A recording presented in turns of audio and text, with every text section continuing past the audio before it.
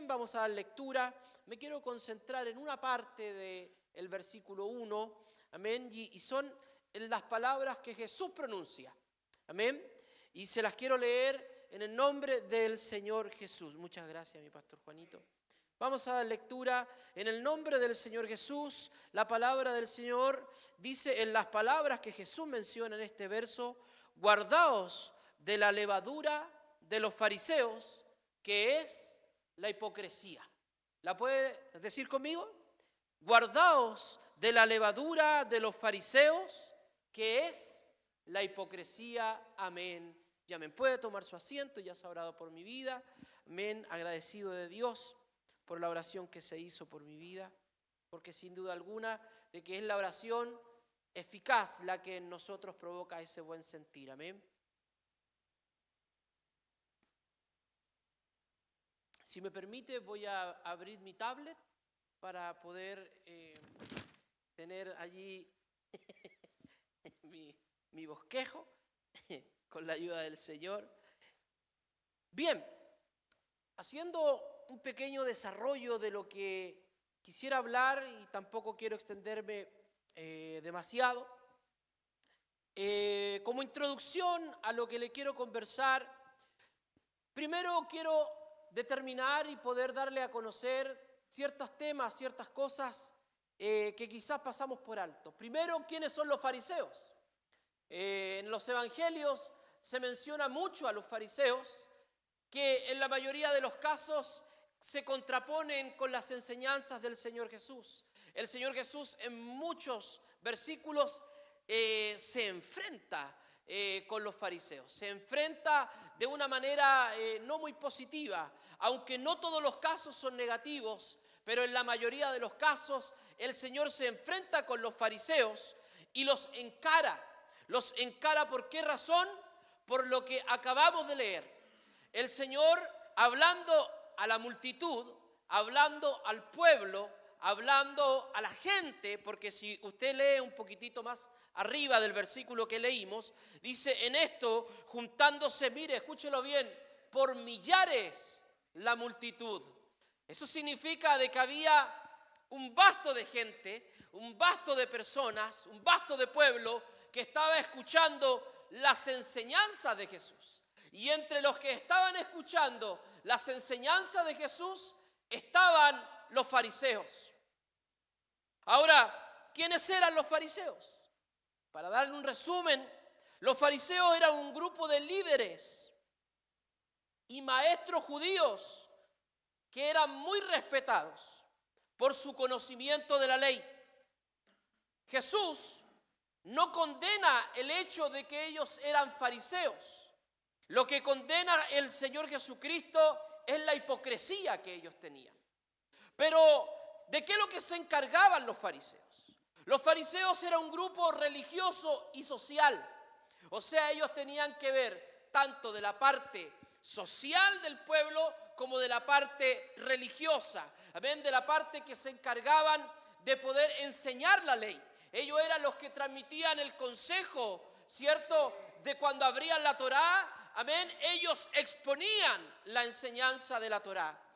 Y la Biblia nos habla acerca de estos fariseos, que no sé si usted lo recuerda, pero cuando el Señor a través de Moisés establece el orden de cómo se tenía que adorar dentro del tabernáculo, o de quienes iban a ejercer esas tareas, jamás aparecen los fariseos, jamás aparecen los celotes, jamás aparecen los escribas, que son los que aparecen después en el Nuevo Testamento como los líderes que estaban, cierto, religiosamente llevando el culto, entre comillas, del Señor.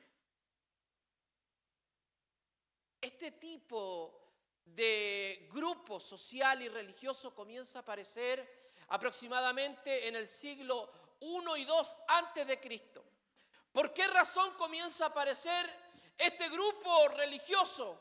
Porque el sacerdocio que instruye Moisés a lo largo de 7 siglos aproximadamente se comienza a corromper. El orden que establece Moisés, ¿cierto? ¿Lo recuerda?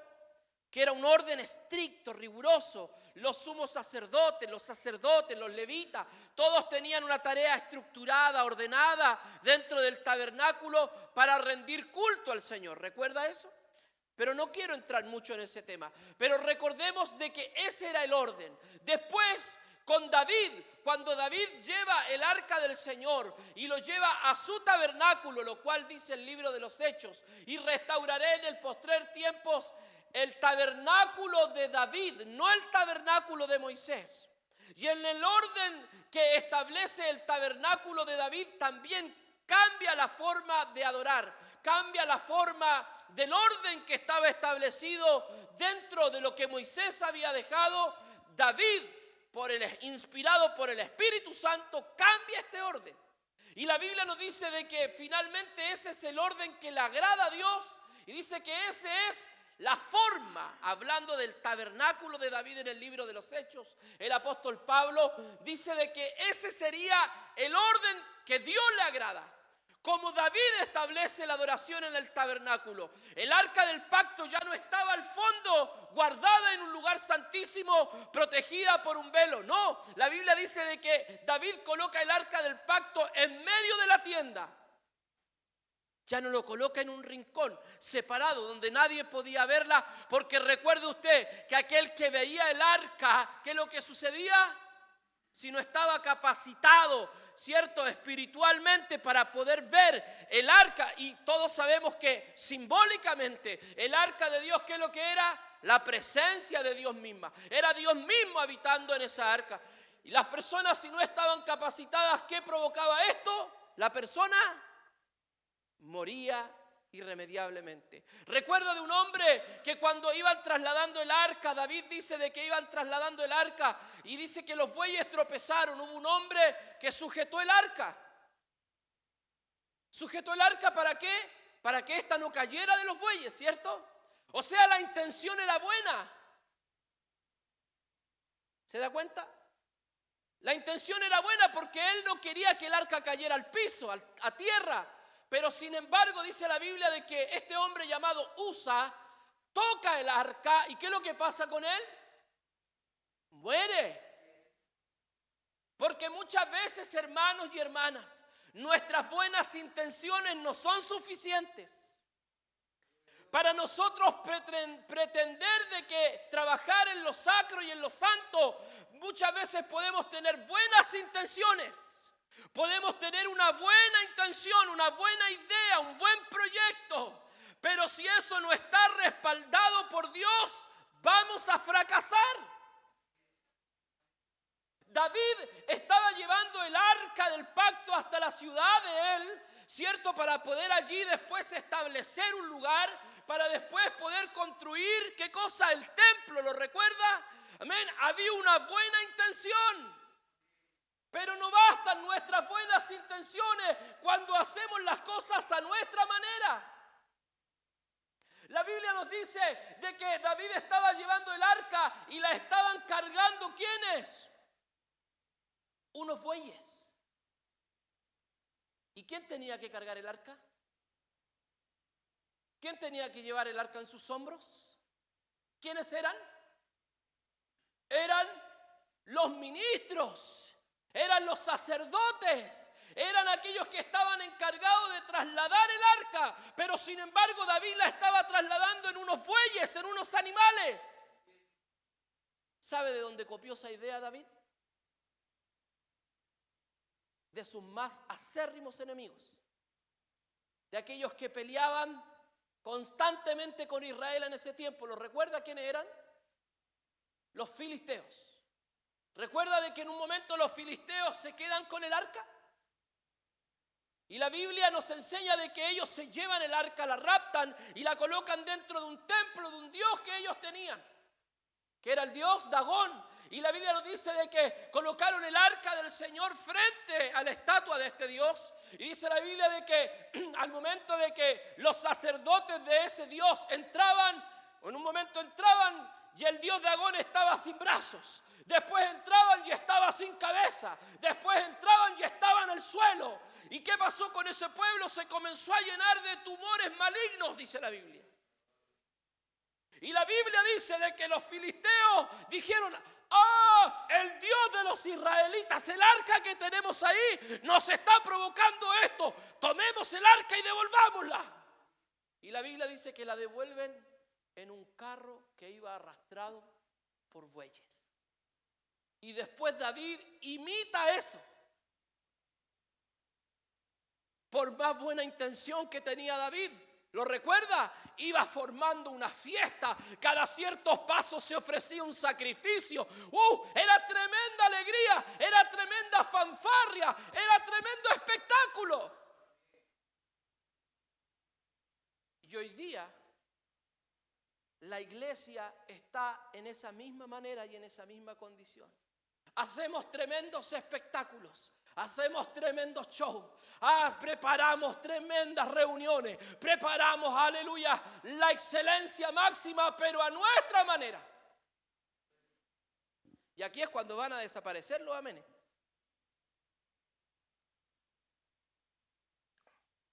Y van a querer que no prediquen 6 meses más. La Biblia nos dice, llegando al tiempo de Jesús, que los fariseos peleaban constantemente con Jesús porque Jesús les decía las cosas pan, pan, vino, vino. Usted entiende el chilenismo, ¿cierto? Oiga, y la Biblia dice que los fariseos crujían los dientes. En un momento el Señor le dice a los fariseos, le dice: vosotros los fariseos limpiáis lo de afuera del vaso. ¿Pero qué? Pero dice: más lo de adentro. Dice: más lo de dentro estáis llenos de rapacidad y maldad. Mire cómo los trata. ¿A quién estaba tratando así? A los que impartían la ley, a los que hablaban de la palabra de Dios. Entonces a ellos les comenzó a molestar como Jesús les comenzaba a enfrentar. Y en otra ocasión les dice, mire, escúchelo bien, les dice: vosotros, ¿qué cosa? Que deseáis las primeras sillas.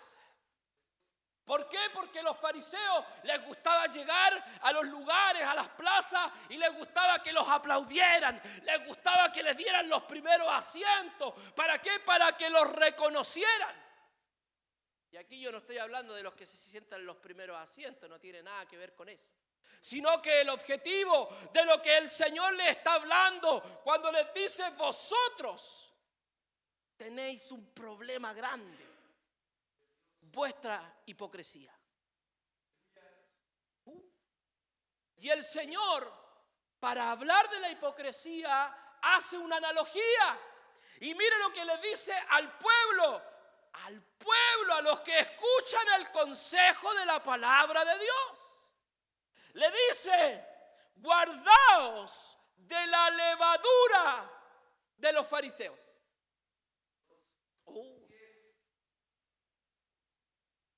Y después dice, dando a entender a qué se refería con la levadura, con ese término, le dice que es la hipocresía.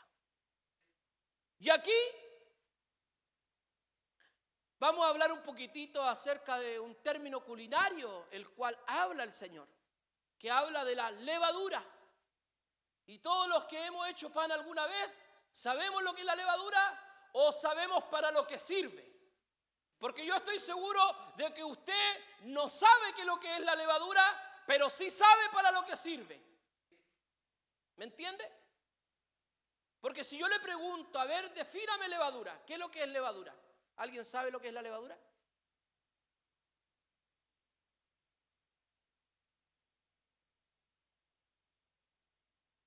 Usted me está dando una característica de la levadura, lo que hace, lo que provoca en la masa, pero no me está definiendo lo que es la levadura.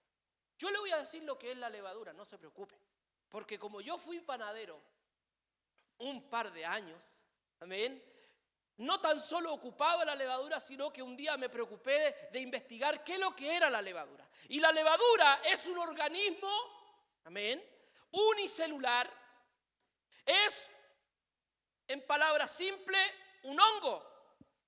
Y este hongo se usa para que las masas, para que todo lo que tiene que ver con panadería, lo se ocupa en repostería, fermente, suba. ¿Y a través de qué se acciona este hongo? Este hongo se acciona a través del dióxido de carbono, lo que hace que la masa que esté dura empiece a colocarse esponjosa y comience a utilizarlo como en un término chileno, no sé si en algún otro lado del mundo se utilizará, pero para que leude, ¿cierto? Y el término leudar significa que se infle. La masa que está dura se comienza a hacer más esponjosa.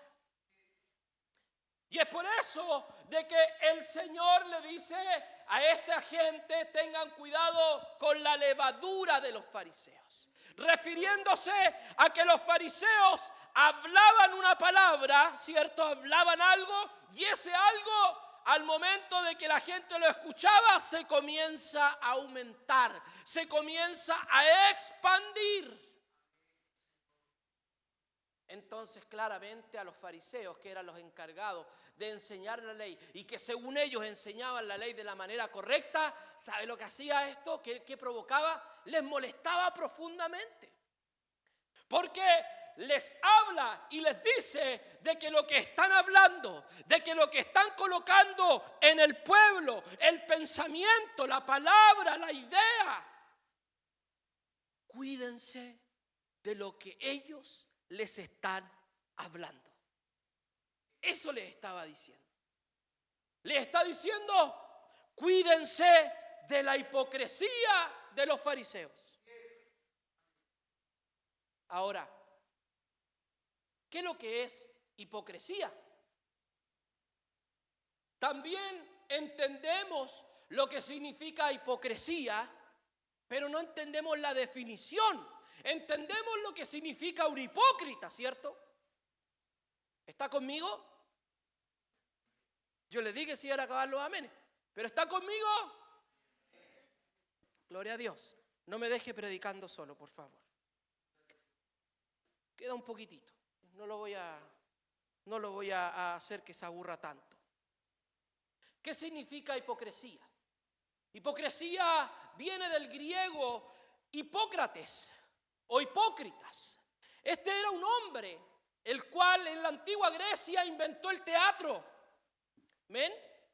Y cuando alguien representaba un papel en el teatro, cuando alguien tomaba un papel, ¿cierto?, para representarlo, generalmente a estos hombres se les llamaban los hipócritas.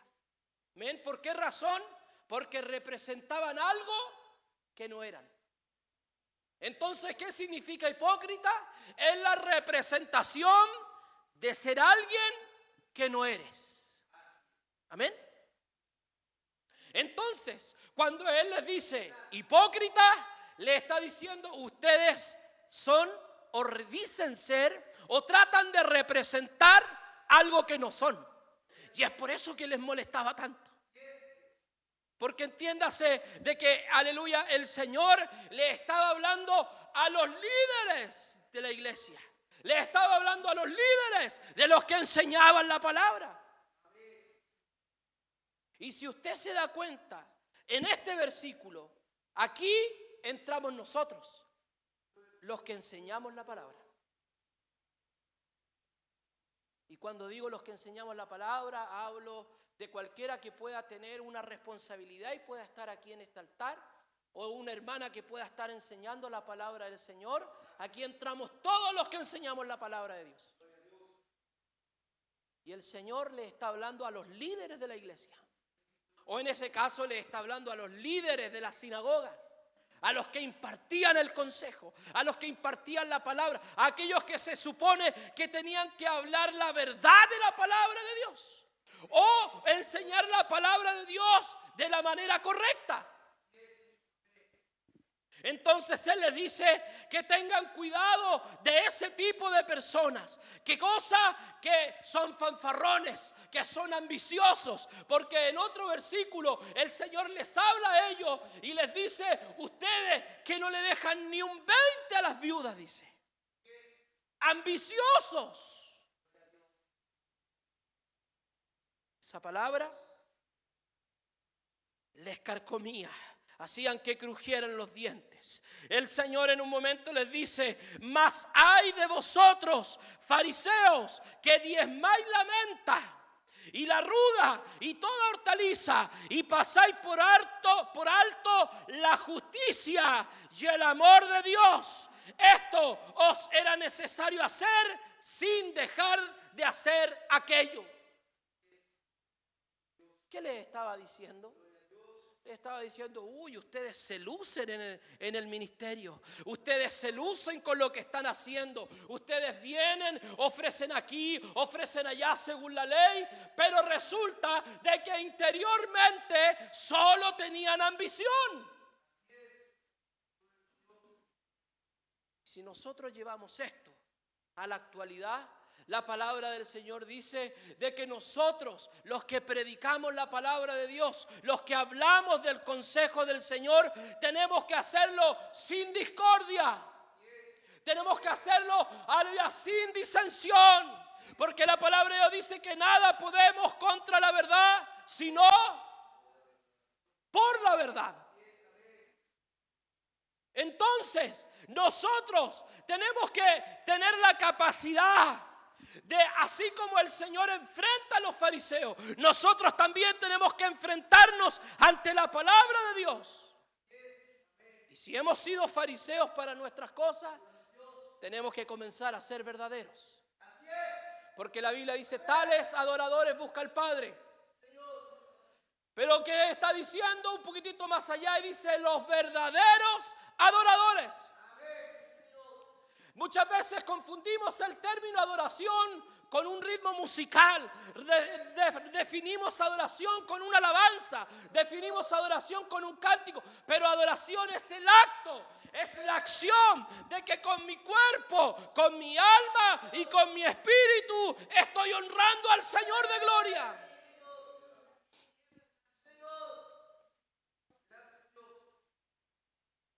Significa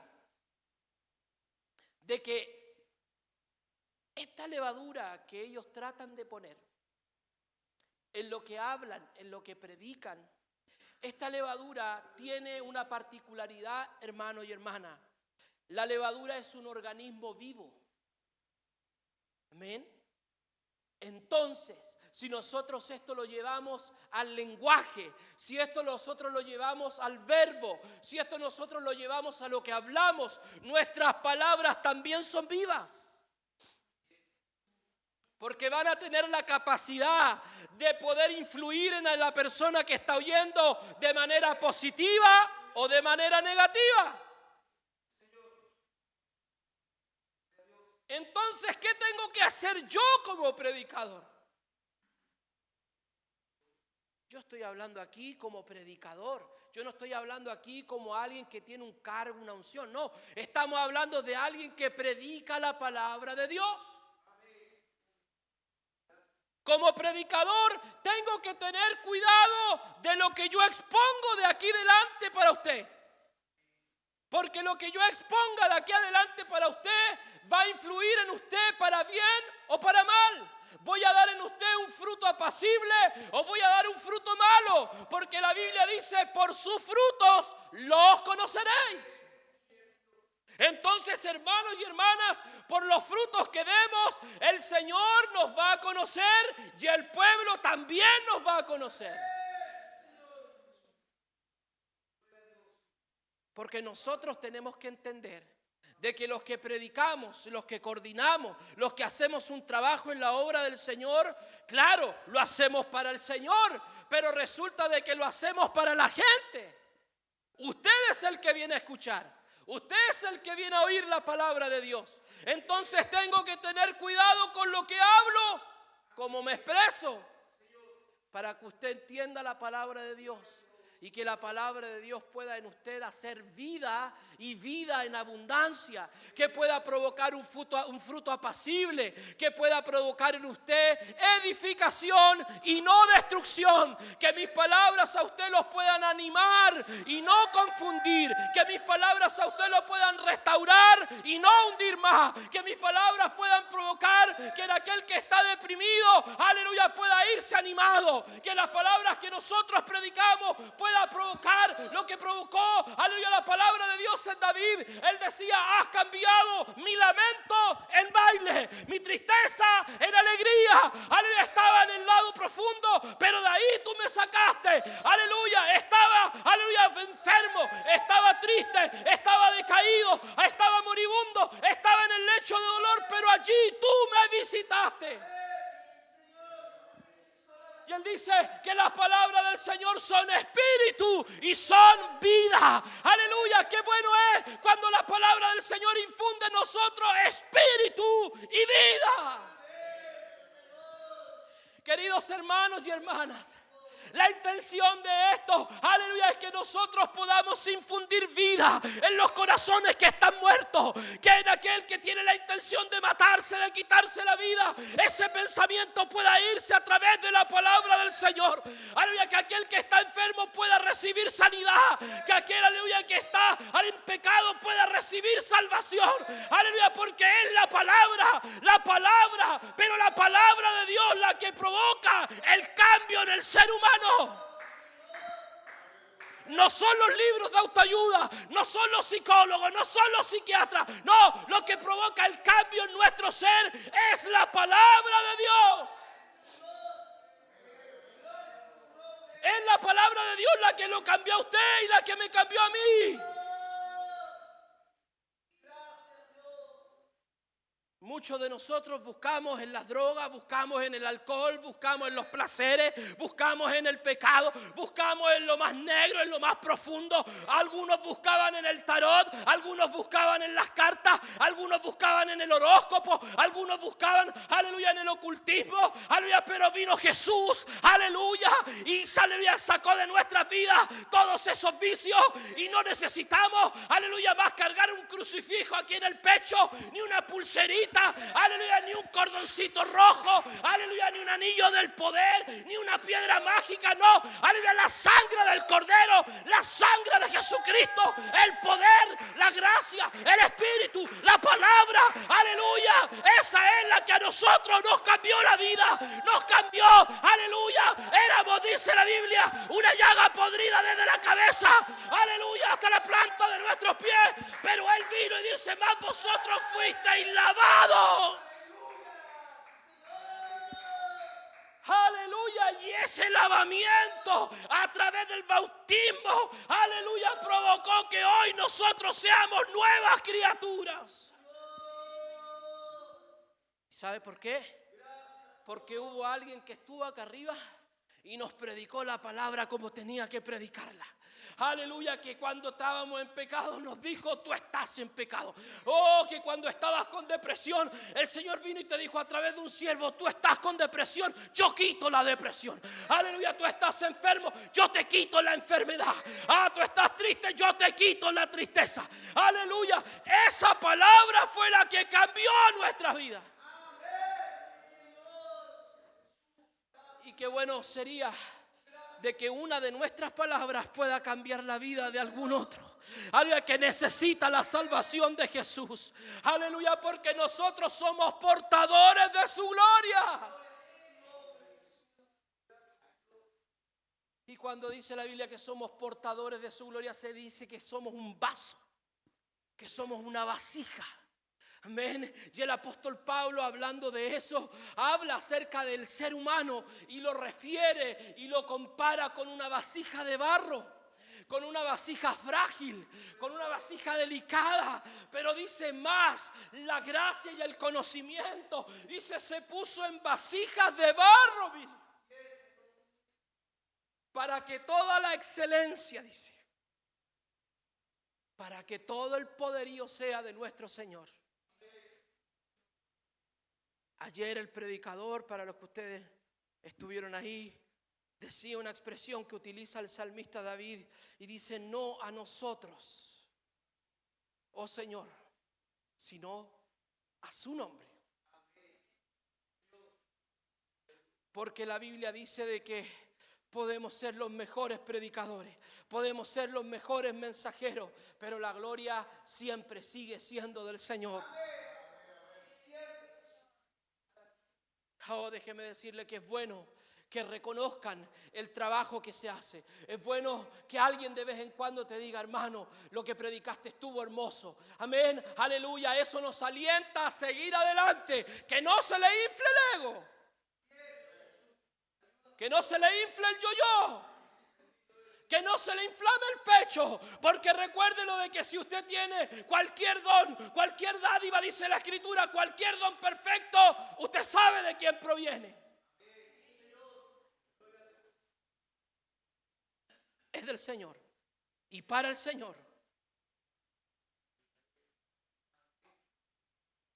El Señor enfrenta a estos hombres que lideraban el pueblo, que lideraban también, cierto, la parte religiosa del pueblo, aleluya, y a ellos los enfrenta y les dice al pueblo, guardaos de la levadura de los fariseos, que es la hipocresía.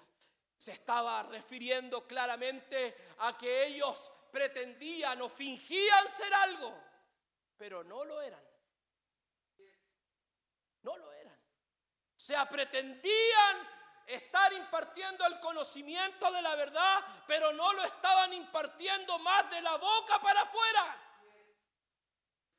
Y hay una escritura, aleluya, lo cual nos dice, más este pueblo de labios me honra, pero más su corazón, ¿qué cosa? Está lejos de mí. Y hay otra expresión bíblica que dice, este pueblo perece. ¿Por qué? Por falta de conocimiento. Pero también tenemos lo contrario. Tenemos gente que sabe mucho e igual perece. ¿O no? Tenemos mucha gente que sabe muchísimo. Tenemos mucha gente pero muy educada. Tenemos gente que está muy preparada, pero también perecen. Porque siempre se ha dicho, hermano, que los extremos son malos.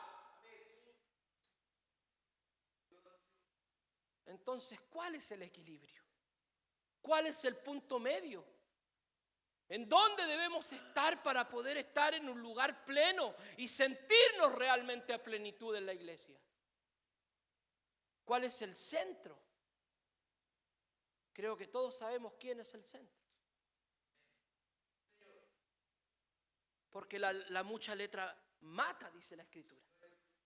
Pero sin embargo el Espíritu, ¿qué hace? Vivifica. Entonces no saco nada con leerme la Escritura de Génesis y Apocalipsis si ahí no hay Espíritu. Simplemente voy a estar leyendo un libro. Simplemente voy a estar leyendo una historia. Simplemente voy a estar leyendo cualquier cosa, pero lo que menos va a provocar en mí es Espíritu.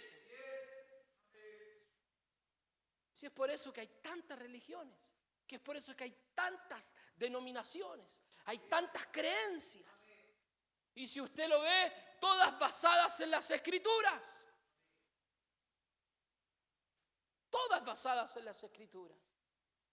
La base del conocimiento, aleluya, de la palabra de Dios puede provocar la locura o puede provocar, aleluya, la sabiduría. Todo depende del equilibrio que nosotros le estamos dando. Pero tenemos que darle un equilibrio con honestidad. Dentro de la iglesia somos de una manera y fuera de la iglesia somos de otra manera. ¿Cómo se llama eso? Lo que estamos conversando. Dígalo, a ver, no tenga miedo. Hipocresía. Aquí en la iglesia somos el hermano y la hermana tal. Y allá afuera, no me diga hermano, no me diga hermana. No, ¿cómo me va a llamar así? Dígame Jorge nomás. ¿No es que nos pueden escuchar? Oiga, qué bueno sería que nos escuchen. Qué bueno sería de que la gente se diera cuenta lo que nosotros representamos ser. Qué bueno que la gente se dé cuenta de que nosotros realmente, parece que nosotros somos de esos que van a la iglesia, pero ustedes son distintos. ¿Alguna vez le han dicho eso? ¿Alguna vez han dicho eso de usted? Es que, ¿sabe? Yo conozco harto evangélico, ¿ah? Pero los evangélicos que yo conozco son ahí nomás. Los evangélicos que yo conozco, algunos fuman, algunos toman, algunos hablan grosería, y ustedes no son así.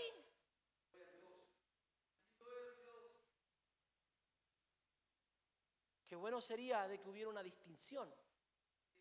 Y la distinción muchas veces no se trata de que usted ande con el pelo largo hasta acá abajo, que le cuelguen no, y que ande con las faldas lo más abajo posible. No se trata de eso. Ahí entra la hipocresía. Porque estamos haciendo un papel. O sea, venimos acá a la iglesia, yo cruzo de ese lugar para acá y aquí soy el hermano Jorge. Uy, Biblia bajo el brazo. Oiga, y tiro una pinta aquí y soy el cristiano más cristiano de todos. Acérrimo. Pentecostal hasta los huesos. Oh, cuando escucho esa expresión. No, yo soy solo Jesús, pero hasta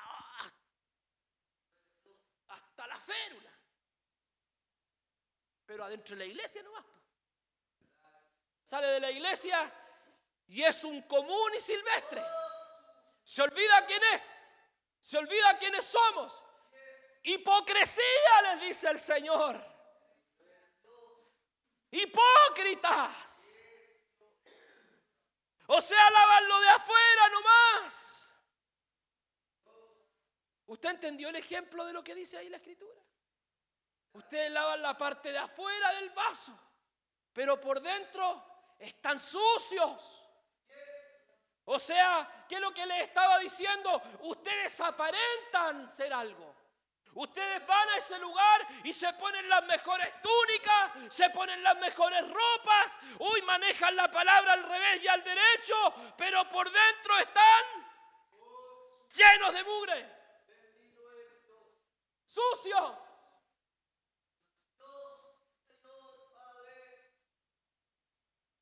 Estas predicaciones no son de amén, no son de gloria a Dios, no son de avivamiento, no son de lengua. No. En estas predicaciones no hay avivamiento. En estas predicaciones no hay gloria a Dios, no hay amén, no hay aleluya, no hay lenguas. Porque estas predicaciones molestan, son incómodas. Pero generalmente las cosas incómodas nos hacen bien.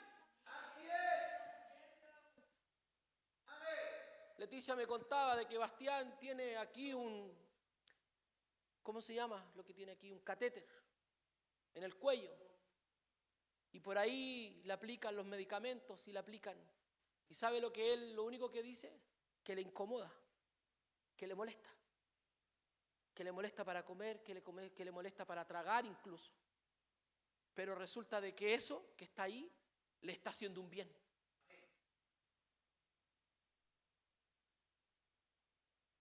Y de repente la palabra del Señor es aguda. ¿Usted sabe lo que es ser agudo? Es penetrante, es fina, como una aguja. Nos mete, se nos mete. Incomoda. Ay, me está clavando, me está pinchando, me está incomodando. Ya me está molestando la silla, ya me está molestando la banca, ya me está molestando aquí, ya me está molestando allá. Porque la palabra de Dios es viva y eficaz, dice. Y más penetrante que toda espada de doble filo. Tiene la capacidad de entrar y discernir, dice, hasta qué cosa los pensamientos más profundos de nuestro corazón. Y si la palabra le incomoda, dele gracias al Señor, porque hay un Dios que le ama, hay un Dios que le está corrigiendo, hay un Dios que nos está diciendo que no estamos haciendo las cosas tan bien como pretendemos, como creemos que las estamos haciendo y que tenemos que mejorar. Gloria sea al Señor. Palabra hay sin duda, conocimiento hay sin duda. Pero el Señor nos dice que tenemos que tener cuidado con la levadura. La levadura aquí se utiliza como un elemento extraño, como un elemento ajeno. ¿Ya? ¿cierto? Y que ese elemento ajeno puede provocar un resultado en algo. Porque entiéndase de que cuando se hace una masa, ¿cierto? La hermana Gladys, que sabe de hacer pancito, cuando hace la masa no viene con levadura, se le tiene que agregar la levadura. La harina no viene con manteca, se le tiene que agregar manteca. La harina no viene con sal, se le tiene que agregar sal. Entonces, ¿qué es lo que está diciendo? La levadura se va a meter en donde está tu comodidad, en donde está, ¿cierto?, tu moral, en donde está, ¿cierto?, tu conciencia. Ahí se va a meter. ¿Y sabe lo que necesita la levadura para actuar? Necesita tener un combustible que la accione.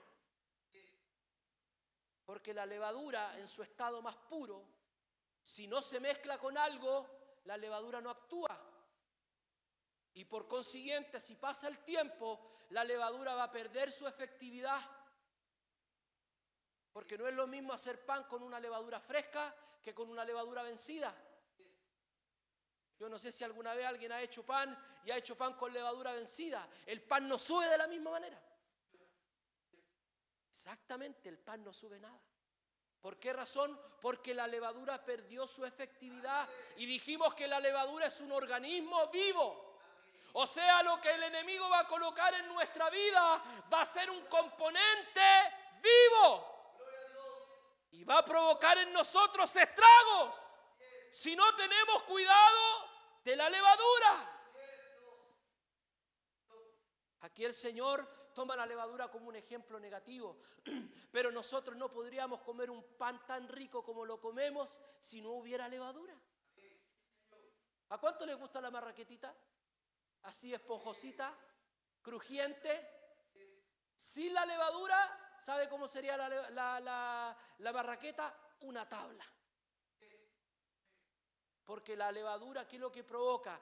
Que la masa se forme, se expanda, se ponga esponjosa y se ponga suave, blandita.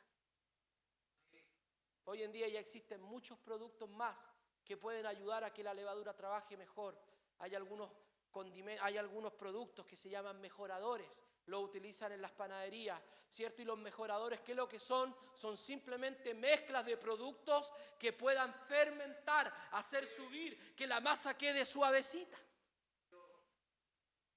No es que la levadura sea un ingrediente malo y tóxico, ojalá nunca más usted coma levadura. No, si no está hablando de la levadura física, la necesitamos para comer un pan rico. Pero en algunos momentos la levadura no es necesaria. ¿Lo recuerdo, no? Cuando salieron el pueblo de Israel de Egipto. ¿Qué les dijo el Señor? Hagan una masa, pero no le pongan levadura. Si la levadura viene de antaño, hermano. Y antiguamente, ¿usted sabe cómo se hacía la levadura? Hasta el día de hoy se aplica. Y hoy día esos pancitos son los panes más caros de la vida. ¿Ha escuchado? Uy, este pan es de masa madre. ¡Ay, qué elegante! Ya, ese pan no se hace con levadura. Se hace con masa madre. ¿Y qué es lo que es la masa madre? Es un pedazo de masa que dejan exclusivamente para que ella se fermente.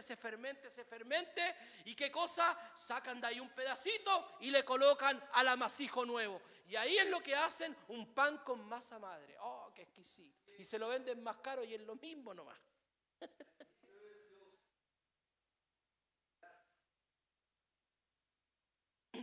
No es que la levadura aquí sea algo totalmente negativo, no. En este caso el Señor está hablando y toma como ejemplo la levadura para decir y dar a entender de que un mensajito pequeño puede provocar una gran destrucción.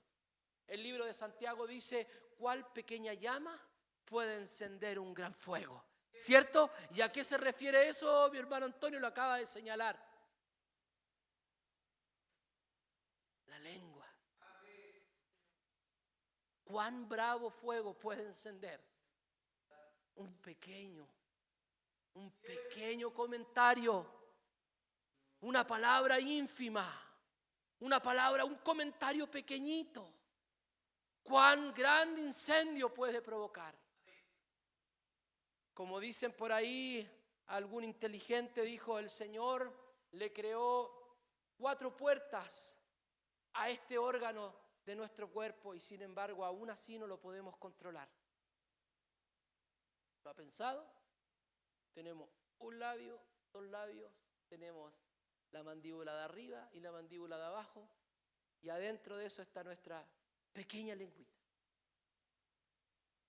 Tiene 4 puertas y aún así, ¿cuánto nos cuesta controlar este pequeño órgano?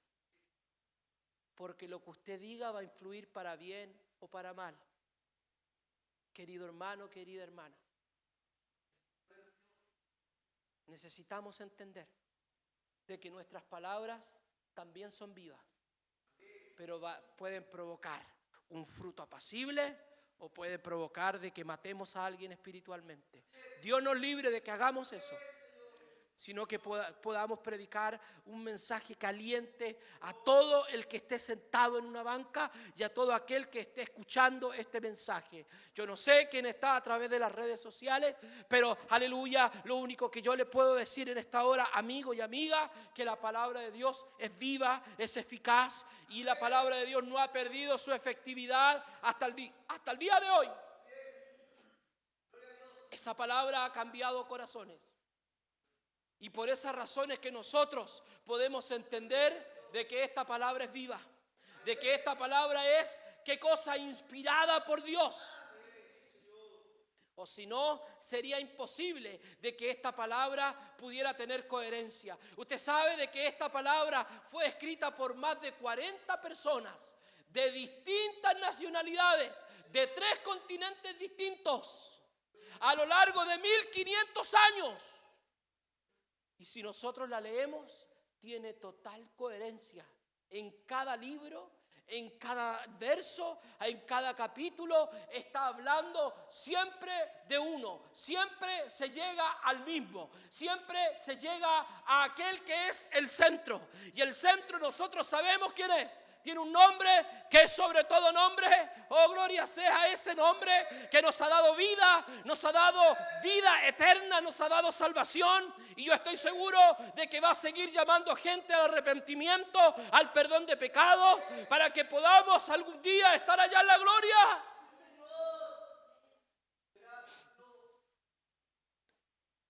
Con aquellos que ya se han ido, con aquellos que ya han partido, con aquellos que aún quedamos. El apóstol Pablo escribe sus epístolas no más de 25 o 30 años desde cuando el Señor asciende. Pero sin embargo, cuando habla acerca de la resurrección y nombra a los que iban a llegar primero, a los que iban a ser levantados, él dice con esperanza y dice, y nosotros, mire lo que dice. El Señor no se había ido ni 30 años. Pero dice, y nosotros, los que hayamos quedado, los que estemos vivos. Hermano, esa tiene que ser nuestra esperanza. No conocemos el día, no conocemos la hora, pero que podamos decir, y nosotros, los que aún estamos, los que estemos vivos, los que hemos quedado, seremos levantados juntamente.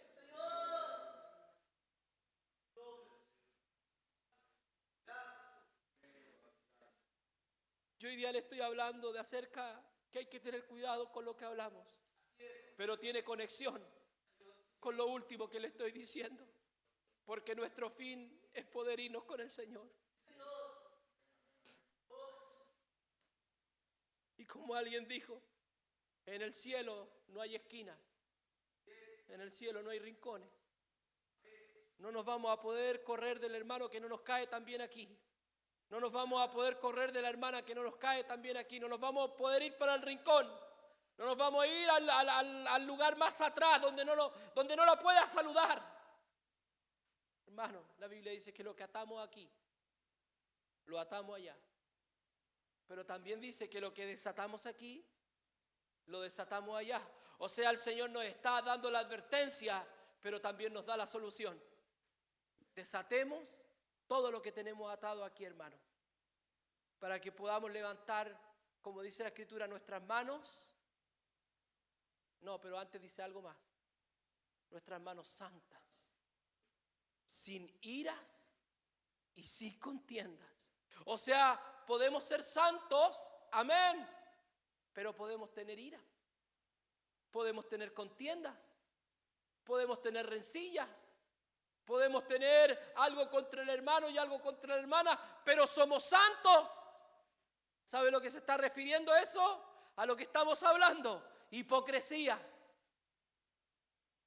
Puestos en pie en el nombre de Jesús.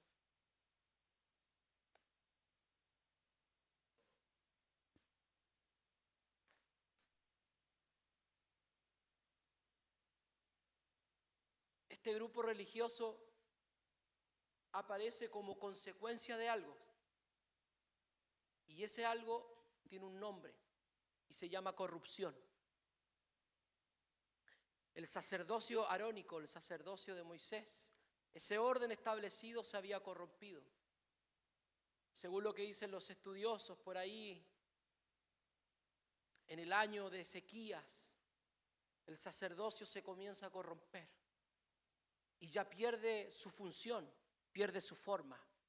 Y de ahí vienen todos estos grupos.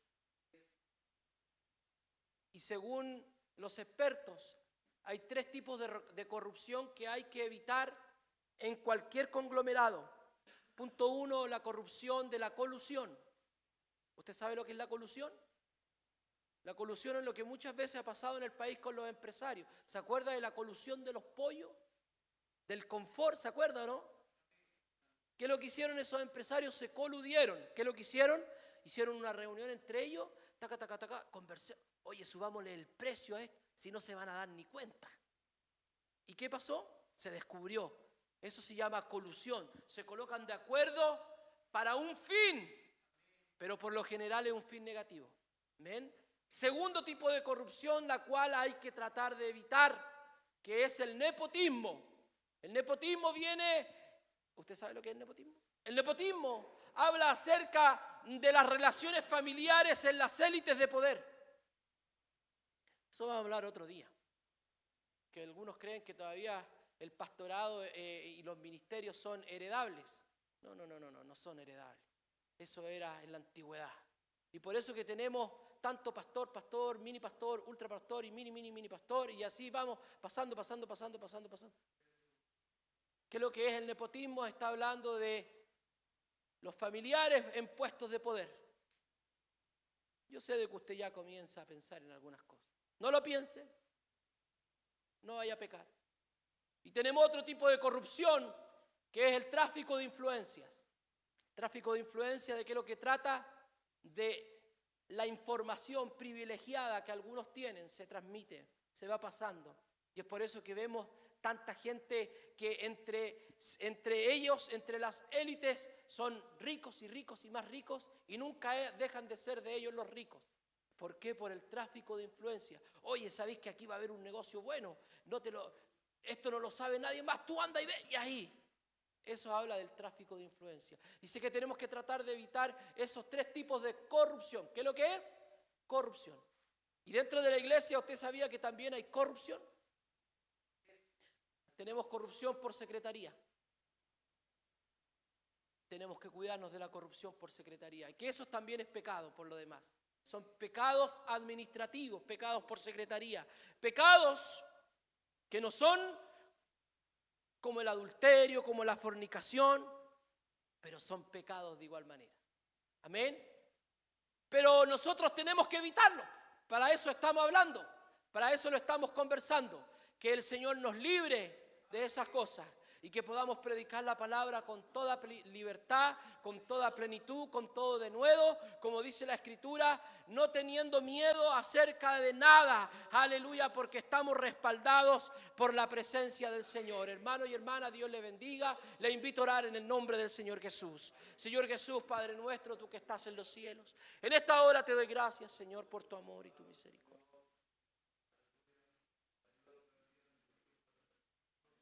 Ayúdanos a cuidarnos de la levadura que podamos tener en nuestro corazón. Sácala, arráncala de nuestra vida. Porque queremos, Dios mío, poder estar en plenitud.